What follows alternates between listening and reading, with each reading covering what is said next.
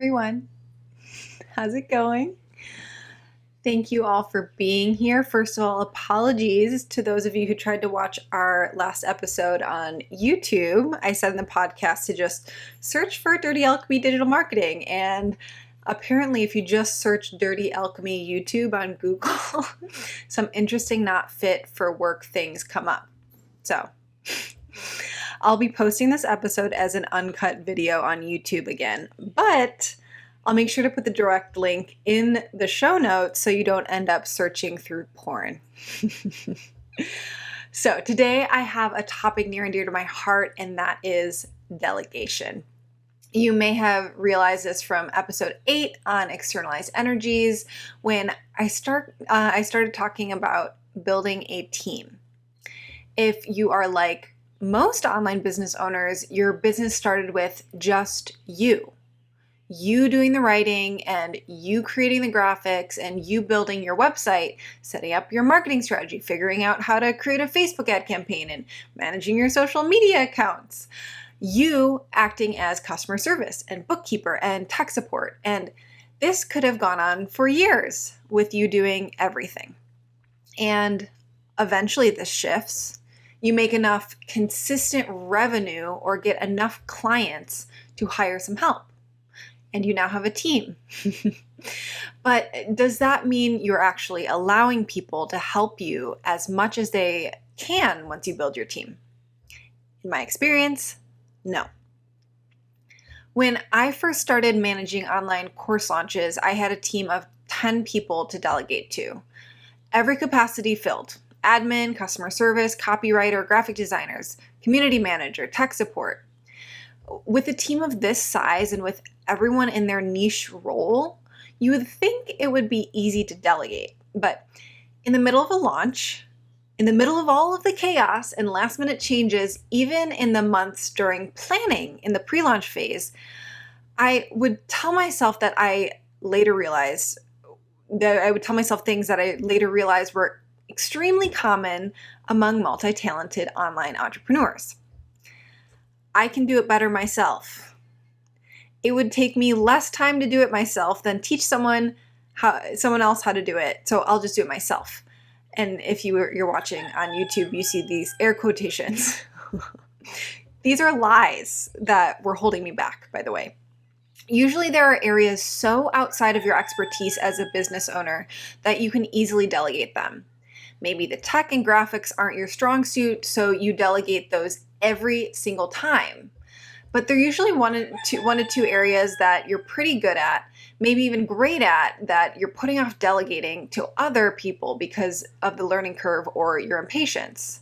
And I'm here today to tell you that this is holding you back, okay?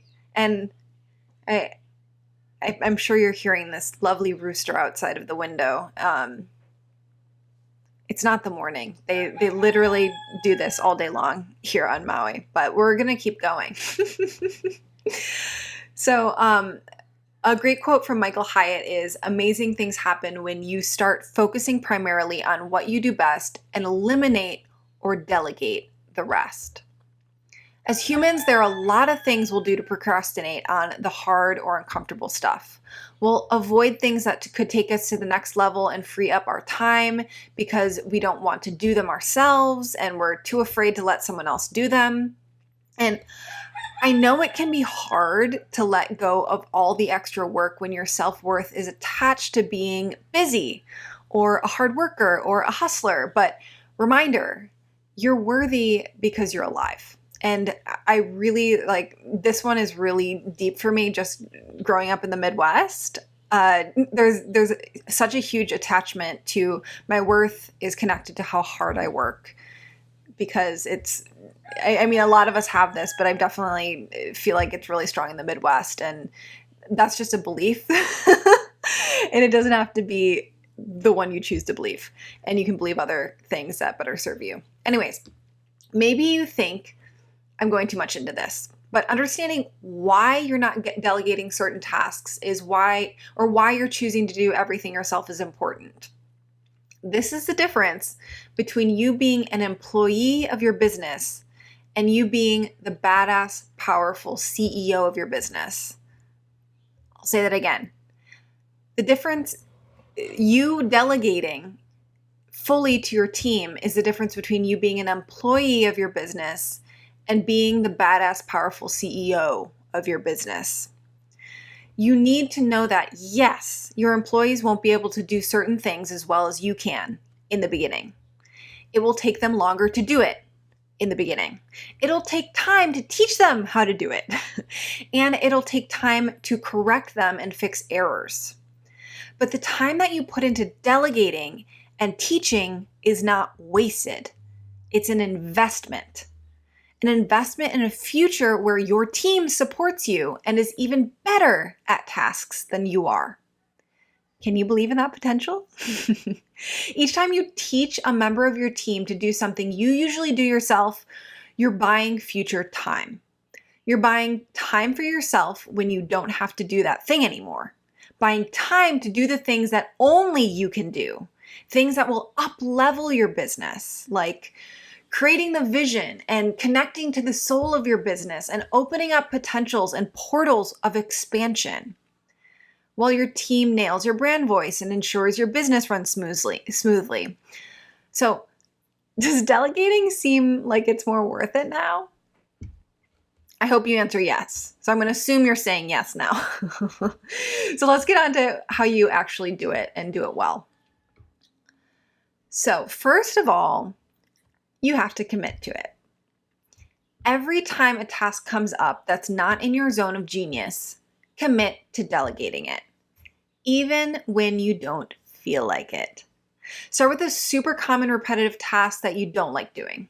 This will free up your time and energy to delegate more of your business, and it'll free up more and more of your time for more important things, whether that's time for your business, travel, or just playing with your tarot deck.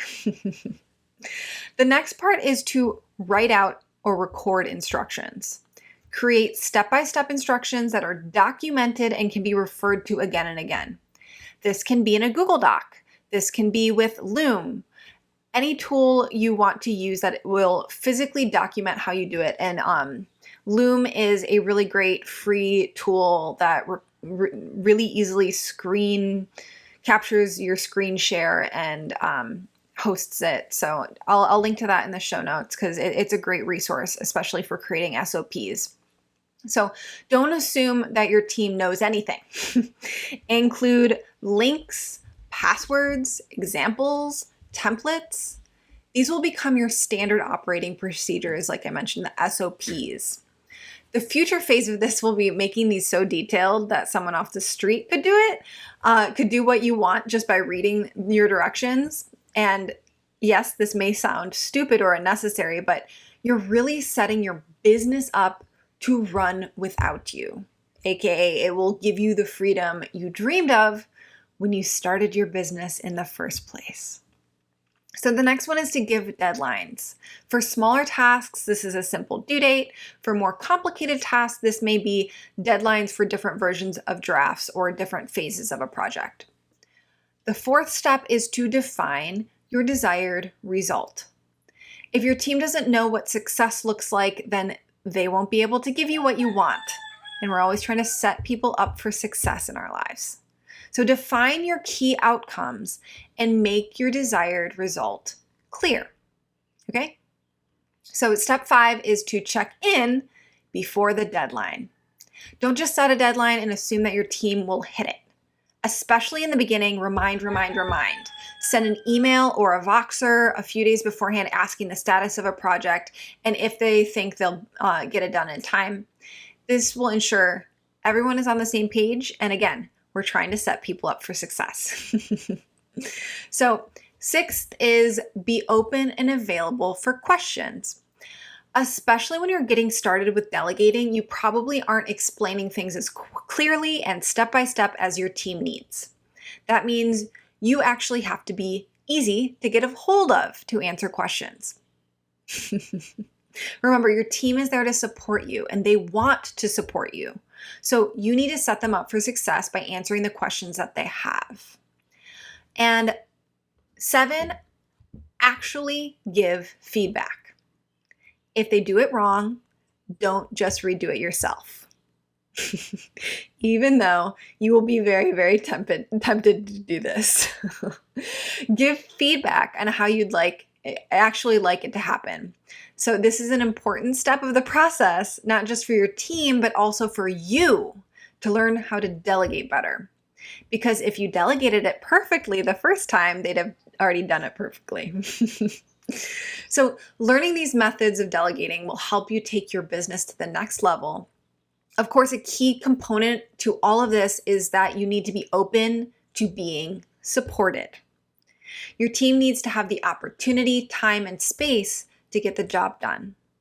You'll be tempted to disappear into your office alone and get everything done yourself, but don't do it. Be open to having the support of your team. And if you find that you have a lot of inner pushback against the idea of other people doing your job or assisting you, take time to meditate on and think deeply about why that is, and then change it.